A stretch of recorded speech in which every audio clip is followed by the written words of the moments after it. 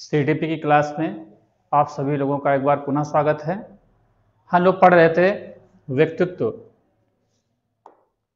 और व्यक्तित्व में हम लोगों ने अभी तक पढ़ा हुआ था व्यक्तित्व की परिभाषा क्या है, और सिगमंड फ्रायड ने व्यक्तित्व को क्या कहा, आलपोर्ट ने व्यक्तित्व को क्या कहा, और इसी आधार पे, शील गुण के आधार पे सबसे पहले व्यक्तित्व को किसने परिभाषित किया। शील गुण की क्या क्या विशेषता होती है। शील गुण जिसे विशेषक गुण कहा जाता है, क्या कहा जाता है, विशेषक गुण। इंग्लिश में कहा जाता है ट्रेट। कल हम लोग पढ़े थे कैटल का शील गुण सिद्धांत। कैटल का शील गुण सिद्धांत, तो ये बताया गया था कि कैटल ने बहुत सारे शील गुणों का अध्ययन किया था, और मुख्यतः जो है 23 शील गुण को महत्व दिया। कितना? 23 शील गुण को बताया। 35 बताया था, फिर 35 में बताया 23 सामान्य व्यक्तियों में और 12 शील गुण विशिष्ट व्यक्तियों में पाया जाता है। और इसमें भी कहा था कि जो 23 शील गुण में से हैं, इनमें से 16 शील गुण हैं गुणों को इन्होंने बहुत ज्यादा महत्व दिया, अत्यधिक महत्व दिया, और इसी के आधार पर 16 शील गुणों का मापन करने के लिए इन्होंने 16 पीएफ प्रश्नावली 16 पीएफ प्रश्नावली का निर्माण किया था। किसका निर्माण किया था? 16 पीएफ प्रश्नावली का निर्माण किया था। अब यहाँ पे हम देखते हैं कि ये 16 पीएफ क्या है। 16 शील गुण हैं। पी का मतलब होता है पर्सनालिटी, और एफ का मतलब होता है फैक्टर। इसलिए 16 पीएफ को हिंदी में कहा जा सकता है 16 व्यक्तित्व कारक प्रश्नावली। व्यक्तित्व कारक प्रश्नावली ये एग्जाम में पूछा जाता है कि 16 पीएफ का निर्माण किसने किया। तो 16 पीएफ का जो निर्माण है वो किसके द्वारा किया गया? 16 पीएफ का निर्माण कैटल महोदय के द्वारा किया गया। अब कैटल ने जो है शील गुण के 2 प्रकार भी बताए थे। आप लोग इसका स्क्रीनशॉट ले लीजिए, तो हम लोग आगे बढ़ेंगे।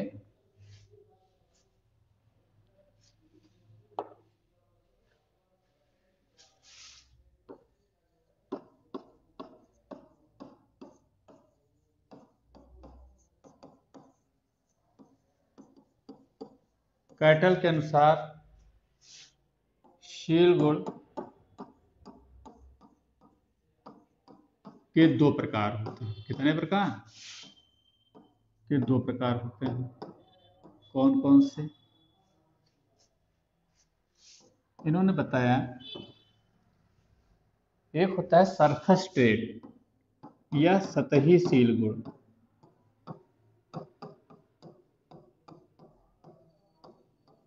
और दूसरा होता है सोर्स ट्रेट, मूल या स्रोतशील गुण। ठीक है, इन्होंने शील गुण के 2 प्रकार भी बताए थे। ये भी पूछा जा सकता है कि कैटल ने शील गुण के कितने प्रकार बताए थे। कैटल ने शील गुण के 2 प्रकार बताए थे। कौन कौन से? सतही शील गुण और मूल या स्रोतशील गुण। तो ये भी क्वेश्चन आपसे पूछा जा सकता है।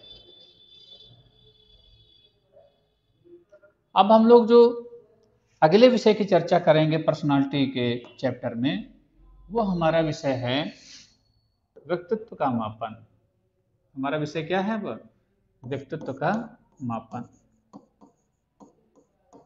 आप जानते हैं कि हम बहुत सालों पहले से व्यक्तित्व का मापन करते हैं।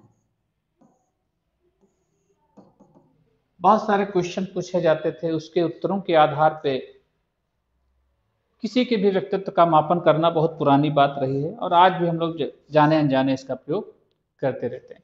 तो बात आती है कि व्यक्तित्व का मापन किया जा सकता है।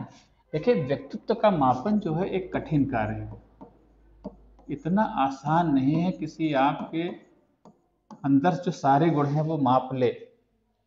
कुछ परिस्थितियां ऐसी पैदा की जाती हैं, कुछ क्वेश्चन आपके सामने स्टिमुलस के रूप में दे जाते हैं कि आप उनके प्रत्युत्तर के रूप में अपने कहीं ना कहीं गुणों को अभिव्यक्त कर देते हैं और उसी के आधार पर व्यक्तित्व का मापन किया जाता है। कठिन कार्य है, इसे हम कहते हैं 100% एक्यूरेसी या शुद्धता के साथ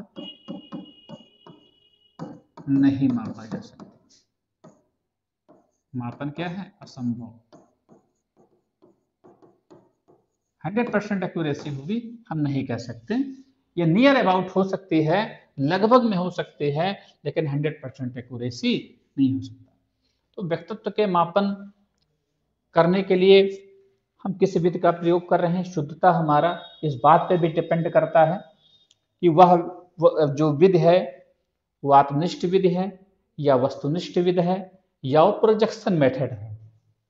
ये इस विधि के चयन पर भी निर्भर करता है और ये हमारी परिस्थितियों पे भी डिपेंड करता है कि हम इन तीनों में किस प्रकार की विधि का प्रयोग करें। आप जानते हैं कि जब एक रिटन एग्जाम हो जाता है, उसका रिजल्ट निकला है, फिर उसमें उत्तीर्ण हुए अभ्यर्थियों का साक्षात्कार लिया जाता है। साक्षात्कार क्या है? क्वेश्चन के माध्यम से आपके सामने कुछ परिस्थिति दी जाती है और आप उस परिस्थिति को कैसे हैंडल करेंगे, तो आपके बहुत सारे जो गुण हैं छिपे हुए बाहर चले आते हैं। उसी के आधार पे आपके विचार, आपके व्यवहार के आधार पर आपके व्यक्तित्व का आकलन किया जाता है। तो कठिन कार्य है, 100% शुद्धता के साथ मापन असंभव है, लेकिन हम व्यक्तित्व का मापन अवश्य करते हैं। बात आती है व्यक्तित्व मापन की कौन कौन सी विधियां हैं।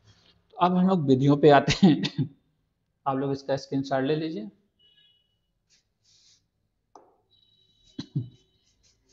तो हम लिखेंगे व्यक्तित्व मापन की विधियां।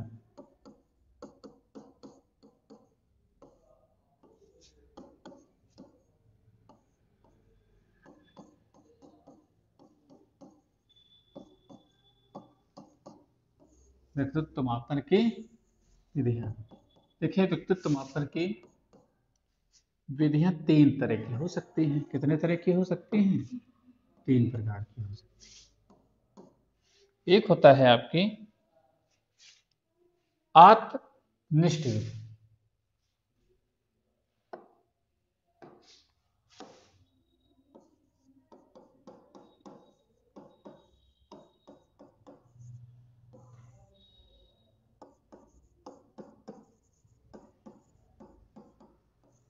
इसको हम लोग ऑब्जेक्टिव मेथड कहते हैं, सब्जेक्टिव मेथड क्या कहते हैं?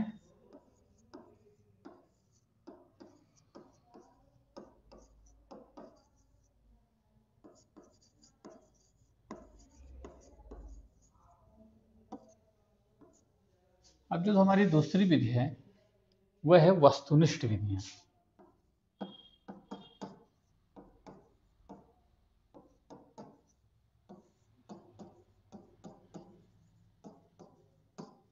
और तीसरी जो विधि है वो बहुत ज्यादा पूछी जाती है, परीक्षा की दृष्टि से इसका बहुत ज्यादा इंपॉर्टेंस है, और वो है प्रक्षेपण विधियां।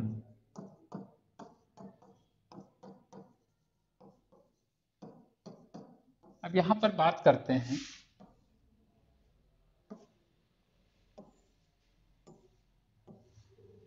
वस्तुनिष्ठ को हम लोग कहते हैं ऑब्जेक्टिव मेथड्स।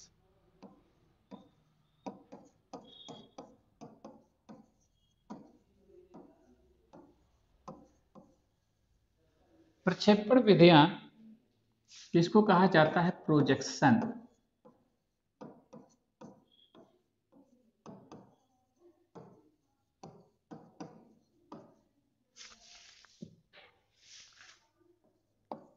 मेथड्स।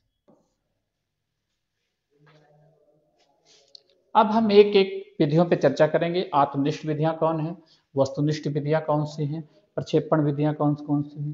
देखिए सवाल कैसे पूछे जाते हैं, आपसे कह दिया जाएगा निम्न में से कौन सी विधि व्यक्तित्व मापन की विधि है, तो बहुत सारी विधियां होंगी, आप बता देंगे। या निम्न में से व्यक्तित्व मापन की कौन सी वस्तुनिष्ठ विधि है, या कौन सी आत्मनिष्ठ विधि है, कौन सी प्रोजेक्शन विधि है, या नहीं लगा के कि निम्न में से कौन सी व्यक्तित्व मापन की आत्मनिष्ठ विधियां नहीं हैं, वस्तुनिष्ठ विधियां नहीं हैं, प्रक्षेपण विधियां नहीं हैं। इस प्रकार के क्वेश्चन आपसे पूछे जाएंगे। तो हम लोग आत्मनिष्ठ विधि पे आ जाते हैं। इसमें क्या क्या क्या होता है? इसमें होता है पहला ऑब्जर्वेशन होता है। क्या होता है? ऑब्जर्वेशन होता है, अर्थात पहला हम क्या करेंगे? निरीक्षण। क्या होता है?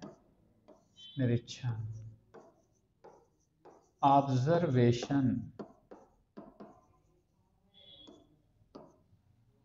फिर दूसरा होता है, ऑब्जर्वेशन हो गया, निरीक्षण। यानी कि हम कह सकते हैं कि कोई भी व्यक्ति है, कोई भी बालक है, कोई भी छात्र है, उसके कार्यों का निरीक्षण करते हुए, उसके व्यवहार का निरीक्षण करते हुए हम उसकी पर्सनालिटी जज कर लेते हैं। दूसरा आता है साक्षात्कार। दूसरा कौन सी विधि है? साक्षात्कार। इसको हम लोग इंटरव्यू कहते हैं। इंटरव्यू दो तरीके का होता है, क्वेश्चन के आधार पर दो तरीके का। जब पहले से क्वेश्चन निर्धारित होता है, एक प्रकार होता है संरचित या स्ट्रक्चर्ड इंटरव्यू कहा जाता है, कि पूछने वाले ने पहले ही निर्धारित कर रखा है कि ये सवाल आपसे पूछे जाएंगे। और एक होता है अनस्ट्रक्चर्ड मेथड, यानी कि असंरचित विधियां। इसमें क्या होता है? इसमें जो है पहले से पूछे जाने वाले क्वेश्चन निर्धारित नहीं होते, आपसे जैसे जैसे पूछा जाएगा वैसे आप कुछ उत्तर देंगे, उस उत्तर के आधार पर पुनः कोई ना कोई क्वेश्चन बनाया जाएगा।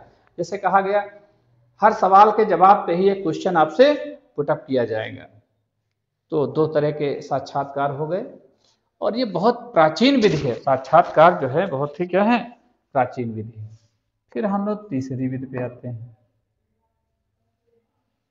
इसको कहा जाता है व्यक्ति इतिहास अध्ययन। क्या कहा जाता है?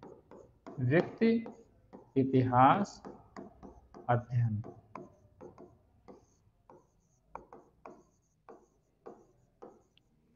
इसको कहा जाता है, इंग्लिश में हम इसको कह सकते हैं, क्या कह सकते हैं?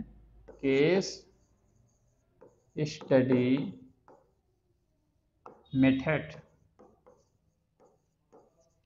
ये देखिए व्यक्ति इतिहास जो अध्ययन है, इसमें बहुत ही हम कह सकते हैं गहराई से अध्ययन किया जाता है, बहुत ही गहराई से। जैसे किसी के बारे में सूचना लेनी, किसी के छात्र के व्यवहार के बारे में हमको जानना है, तो कुछ हम लोगों ने उसके क्लास का व्यवहार का ऑब्जर्वेशन किया, कुछ हम उसके माता पिता से जानकारी ले सकते हैं, कुछ उसके परिजनों से जानकारी ले सकते हैं। तो इसमें क्या होता है? बहुत ही गहन अध्ययन करने की कोशिश की जाती है। अब चौथा पॉइंट पे आते हैं, कौन सी विधि है? तो आप लोग जानते हैं कि बहुत लोग क्या हैं कि वो डायरी लिखते हैं। डायरी लिखना एक अलग की बात, लेकिन जो विधिवत रूप से अपने बारे में लिखते हैं, अपनी यात्रा के बारे में लिखते हैं, जिससे हम कह सकते हैं आत्मकथा। क्या कह सकते हैं? आत्मकथा, ऑटोबायोग्राफी। क्या कहेंगे इसको? ऑटोबायोग्राफी।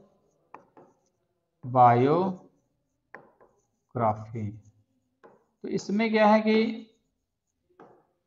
जैसे गांधी जी ने अपनी आत्मकथा लिखी, तो जब उसको पढ़ा जाता है तो उनके व्यक्तित्व के विषय में हमको जानकारी मिलती है। लेकिन आप देख रहे हैं कि आत्मनिष्ठ विधि है, तो इसमें हो सकता है कि व्यक्तित्व ने कुछ जाने अनजाने अपने को ज़्यादा महान दिखाने की कोशिश हो, या अपने को बहुत ज़्यादा रियलिटी से हटा करके प्रस्तुत किया हो, तो ये संभावना बनी रहती है। इसीलिए इसको क्या कहा जाता है, आत्मनिष्ठ विद कहलाती है। पांचवी विद भी है, बहुत वर्षों से प्रयोग होते रहे हैं। जैसे हम लोग कह सकते हैं कि जो जन्म पत्रिका है उसके बारे में भी, होरोस्कोप जिसको हम लोग कहते हैं, उसके आधार पर भी व्यक्तित्व के बारे में, होरोस्कोप का जो प्रथम भाव होता है उसके आधार पर भी होरोस्कोप व्यक्तित्व का निर्धारण किया जाता रहा है। तो ये कुछ विधियां हैं, जो कौन सी विधियां हैं, आत्मनिष्ठ विधियां हैं। अब हम आ जाते हैं ऑब्जेक्टिव मेथड्स पे आ जाते हैं। ऑब्जेक्टिव मेथड्स कौन कौन से हैं, ठीक है। ऑब्जेक्टिव मेथड्स में सबसे पहले जो विधि है प्रश्नावली। क्या है, प्रश्नावली, जिसे क्वेश्चनायर कहते हैं। क्या कहेंगे, क्वेश्चनायर। प्रश्नावली क्या है, इसमें प्रश्नों को निर्धारित किया जाता है कि जिसका अध्ययन करना होता है तो उसको ये वितरित कर दी जाती है, और कहा जाता है कि आप जो भी पूछा गया है आप इसके उत्तर लिख करके वापस करेंगे। तो कुछ ऐसे क्वेश्चन पूछे जाते हैं, जब उनके उत्तर आते हैं तो उनके व्यवहार के बारे में, उनके व्यक्तित्व के गुणों के बारे में हम लोग आकलन कर लेते हैं।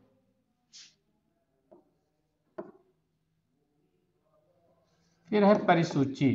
क्या है, परिसूची। परिसूची क्या है, कथनों की सूची होती है। इसमें कोई कथन सही या गलत नहीं होता, इनमें बहुत सारे कथन आपके सम्मुख दिए जाएंगे। तो उन कथनों में जो आप जिसको अपने से संबंधित मानते हैं कि यह वाला कथन मेरे दृष्टिकोण से बेहतर है मेरे लिए, वो क्या होते हैं, परिसूची होती है।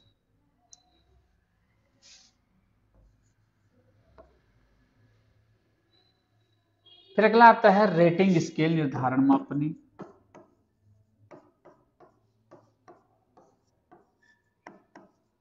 आपने इसका बहुतायत प्रयोग किया होगा, रेटिंग स्केल। जब आप कोई ऐप का प्रयोग करते हैं तो वहां पे आता है रेट द ऐप। इसमें भी ऐसा कोई उत्तर दिखेगा, अच्छा, सामान्य, बहुत अच्छा, खराब, बहुत खराब। अब ये बड़े लोगों के ऊपर ही अप्लाई किया जा सकता है, क्योंकि वही इस प्रकार का उत्तर दे सकते हैं। छोटे बच्चों के लिए सही या गलत होता है, कितना सही कितना ज्यादा गलत, इसका वो आकलन अच्छे से नहीं कर पाएंगे। तो ये हो गया आपका निर्धारण मापनी हो गया। तो प्रश्नावली हुई, परिसूची हुई, निर्धारण मापनी हुई, और समाज मित्र पे आते, सोशियोमेट्री इसको कहा जाता है, समाज मित्र। ठीक है, समाज में इसको कहते हैं सोशियोमेट्री। आप जानते हैं इस किसी समूह में बहुत सारे व्यक्ति होते हैं, और समूह में कुछ ऐसे व्यक्ति होते हैं जो समूह में सबसे ज्यादा पसंद किए जा सकते हैं या सबसे ज्यादा नापसंद किए जा सकते हैं। तो समूह में कोई कितना लोकप्रिय है कि नहीं है, उसकी जानकारी समाज मित्र मेथड से की जाती है। अब आप कहोगे लोकप्रियता से तात्पर्य क्या है, देखिए जिसकी पर्सनालिटी दमदार होगी, जिसका व्यवहार दमदार होगा, वो उस समूह के द्वारा लोकप्रिय भी होगा, वो पसंद भी किया जाएगा। तो इसके द्वारा पर्सनालिटी का भी मापन कर सकते हैं कि अगर वो लोकप्रिय है तो उसकी पर्सनालिटी बेहतर रही होगी। तो ये क्या है, समाज मित्र परीक्षण है। अब देखिए इसमें बहुत सारे हो सकते हैं। परिस्थिति परीक्षण भी हो सकता है। क्या है, परिस्थिति परीक्षण, कि आपके सामने कोई ऐसी परिस्थिति पैदा की जाएगी बिना आपके बताए, फिर उस परिस्थिति में आपका बिहेवियर क्या है, उस बिहेवियर को मेजर किया जा रहा है, ऑब्जर्वेशन किया जा रहा है उन गतिविधियों को कि आप उस परिस्थिति में कैसा व्यवहार कर रहे हैं। फिर उसके आधार पे आपके व्यक्तित्व का आकलन किया जाता है। जैसे मान लीजिए किसी का, उसके व्यक्तित्व में ईमानदारी का गुण है, उसके व्यक्तित्व में ईमानदारी का शील गुण है कि नहीं है। बहुत सारे तरीके हैं। आप एक बैठक करवा रहे हैं और आपने सीसीटीवी कैमरा लगवाए रखा हुआ है और कुछ बहुत सारी थोड़ी थोड़ी मुद्रा इधर उधर कहीं ना कहीं आपने रख दी है। तो हो सकता है कि कोई मुद्रा को देखा हो और आपसे कहे भैया देखो ये पैसे पड़े हुए हैं, आपके तो नहीं है। कुछ लोग ऐसे भी होंगे, इग्नोर करेंगे, पैसा पड़ा है पड़ने दो, हमसे क्या मतलब है।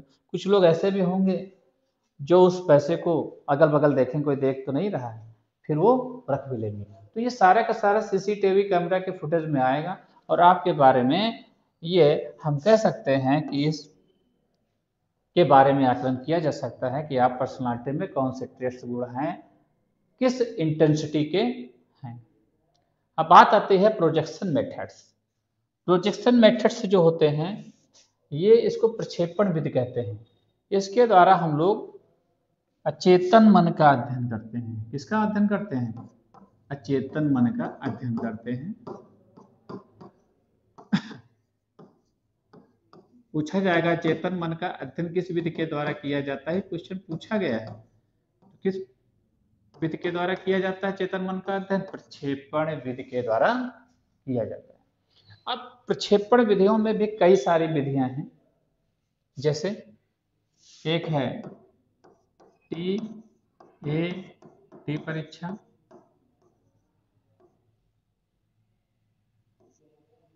और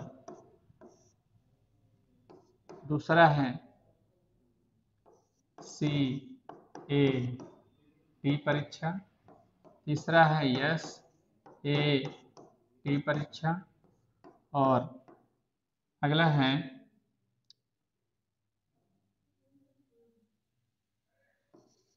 स्याही धब्बा परीक्षा। स्याही धब्बा परीक्षण, इसको हम लोग कहते हैं इंक ब्लॉट टेस्ट। इंक माने स्याही, स्याही की जगह कभी कभी मस धब्बा परीक्षण भी आ जाता है। आपको पता है कि मस का भी अर्थ किससे होता है? वो स्याही से होता है। फिर है कहानी पूर्ति या वाक्य पूर्ति परीक्षण।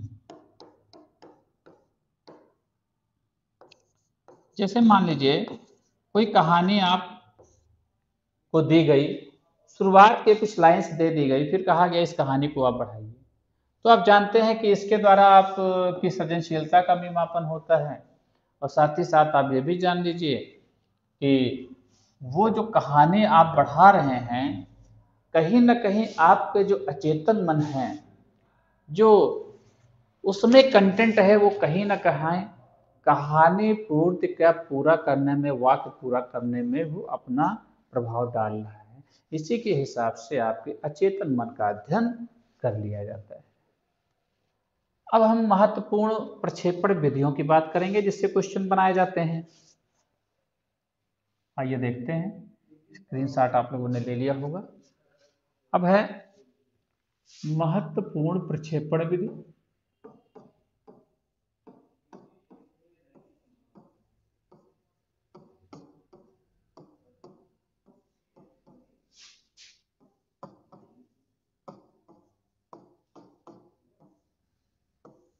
पहला है आपका रोसा ब्लॉक टेस्ट।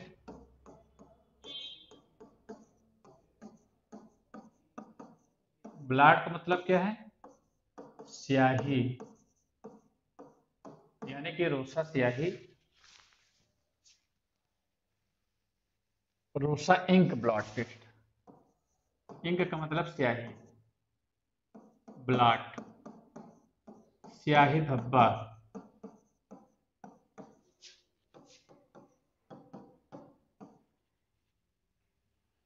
परीक्षण।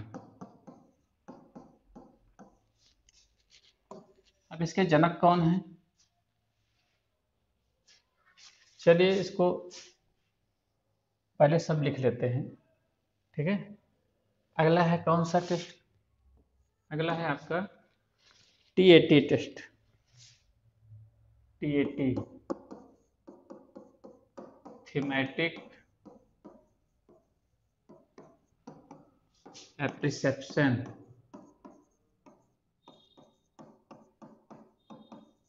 टेस्ट। इसको हिंदी में कहा जाता है प्रासंगिक अंतर्बोध परीक्षण।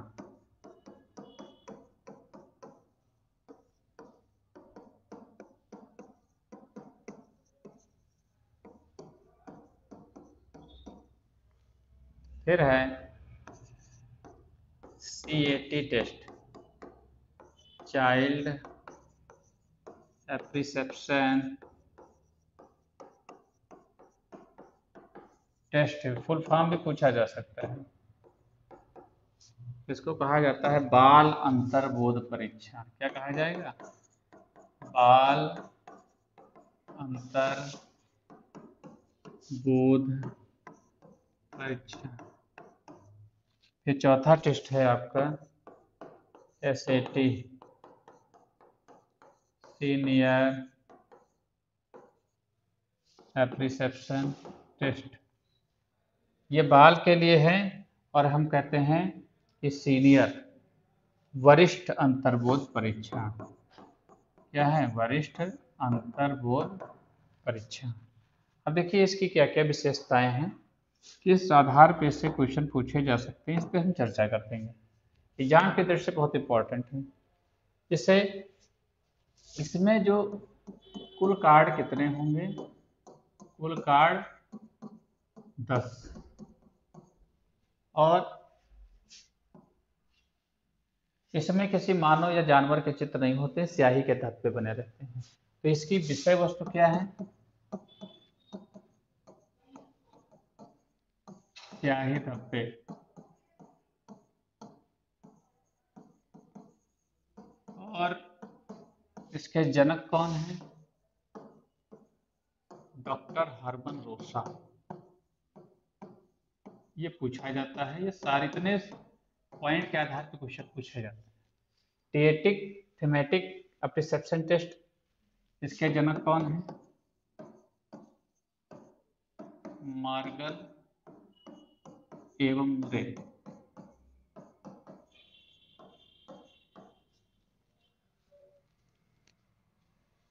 इसमें विषय वस्तु क्या है? इसमें जो है मानवीय चित्र बने हुए हैं। कौन चित्र? मानव के चित्र बने हुए हैं। और कुल कार्ड कितने हैं? कुल कार्ड इसमें हैं, कार्ड कितने हैं? कुल कार्ड है 31। इसमें से 30 हैं सचित्र, चित्र सहित हैं, एक है सादा कार्ड। इसमें क्या होता है, एक एक कार्ड, इसका प्रशासन 2 सत्रों में होता है। पहले सत्र में कुछ कार्ड दिखाए जाएंगे और उस कार्ड पे जो भी दिख रहा है उससे कहानी बनाने के लिए कहा जाएगा। फिर द्वितीय सत्र में भी जो बचे हुए कार्ड हैं कहानी बनाने के लिए कहा जाएगा। फिर अंत में सादा कार्ड दिखा के कहा जाएगा अब इस कहानी के अंत के लिए आप एक चित्र की कल्पना करके इस कहानी का समापन करें। सीएटी, इसके जो जनक हैं सीएटी के जनक हैं लियोपैल्ड बैलक।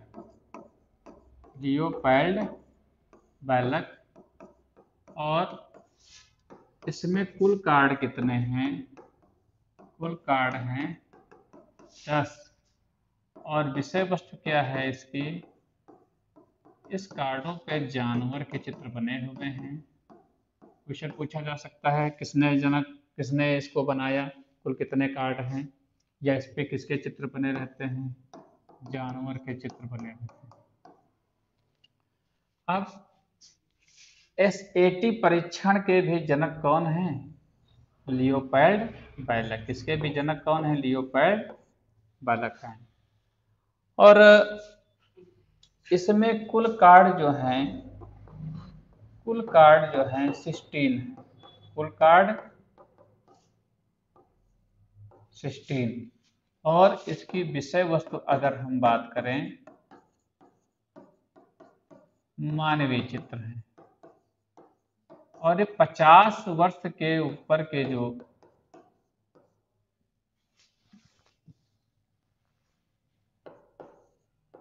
50 वर्ष के जो ऊपर के लोग हैं इनका व्यक्तित्व का मापन किया जा सकता है।